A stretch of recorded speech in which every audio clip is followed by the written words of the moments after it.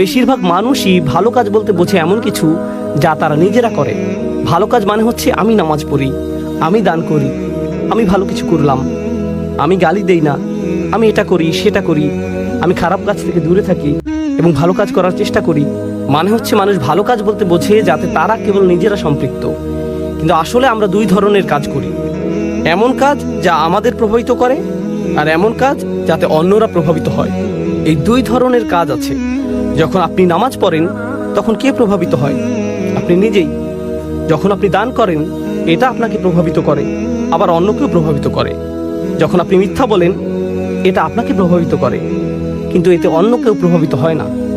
এখন বিষয় হচ্ছে, আপনি যদি শুধুমাত্র এমন ভালো কাজের ব্যাপারে চিন্তা করেন যা শুধু আপনাকে প্রভাবিত করে, আর আপনার আশেপাশের মানুষরা এমন নয়, হয়তো অন্য কিছু করছে, তারা তাদের কর্তব্যে অবহেলা করছে, আর তারা যে তাদের দায়িত্ব অবহেলা করছে তা শুধু তাদেরকেই সমস্যায় ফেলছে না, বরং কাকে সমস্যায় ফেলছে?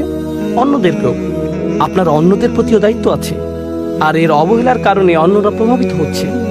আপনাকে অন্যায়ের বিপক্ষে দাঁড়িয়ে সত্য কথা বলতে হবে, এটা আপনার দায়িত্ব, এটা মানবতার প্রশ্ন। সহজভাবে বললে আসলে এমনটা করতে সাহসের প্রয়োজন হয়।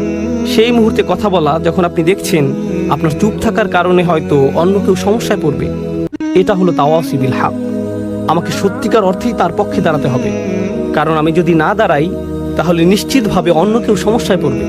ধরুন আপনি রাস্তা দিয়ে যাচ্ছেন, সেখানে হয়তো কিছু বাচ্চা বেসবল খেলছে রাস্তার মাঝখানে। তারা খুব জোরে বল মারছে, বল হয়তো মানুষের গাড়িতে পড়ছে।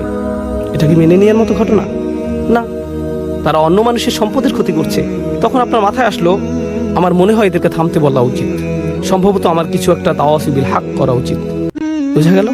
এই তোমরা এখানে খেলো না। কিন্তু তখন আপনার মাথায় আসবে, আমি যদি এদেরকে খেলা থামাতে বলি এরা হয়তো আমাকে নিয়েই খেলা শুরু করবে।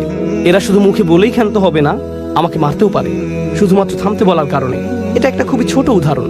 বড় পরিসরে বললে, পরিবারের ভেতরে যদি এমন হয়, আপনার বাবা হয়তো কোনো ভুল করেছেন, আপনার মা, আপনার মেয়ে, আপনার বোন, আপনার স্ত্রী, পরিবারের কেউ হয়তো কোনো ভুল করেছে, তারা কোনো অন্যায় করেছে, কেউ হয়তো মোহর পরিশোধ করছে না, কিংবা সম্পত্তির সমান ভাগ করা হচ্ছে না, আর এটা আপনার সামনেই ঘটছে।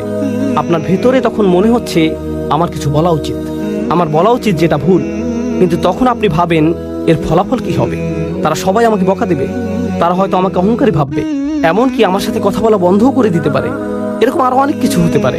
তাহলে বুঝতে পারছেন, যখন আপনি সত্যি কথাটা বলতে চান তখন আপনার মাথায় কি কি আসে? এই সব ফলাফলগুলো। কিন্তু আল্লাহ আযজা ওয়া জাল্লা আমাদেরকে ছাড় দিয়েছেন, তিনি আমাদেরকে সব ভয় ভীতি থেকে মুক্তি দিয়েছেন। এই কারণে আমাদের সকল ভয় দুশ্চিন্তা চলে যায় যখন আল্লাহ বলেন ইল্লাল্লাযিনা আমানু। প্রথম অংশে যখন আপনার ঈমান থাকে তখন কি হয়? তখন আপনি কাকে ভয় পান? শুধুমাত্র আল্লাহ, কেবল আল্লাহ।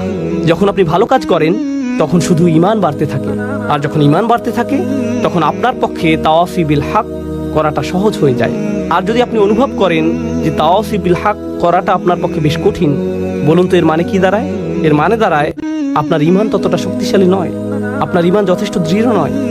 এই দুটি বিষয় একটি অপরটির সাথে সম্পর্কযুক্ত। সত্যের পক্ষে দাঁড়ানো এবং কথা বলার সাহস থাকা সরাসরি ঈমানের সাথে সম্পর্কিত, একেবারে সরাসরি ভাবে যুক্ত।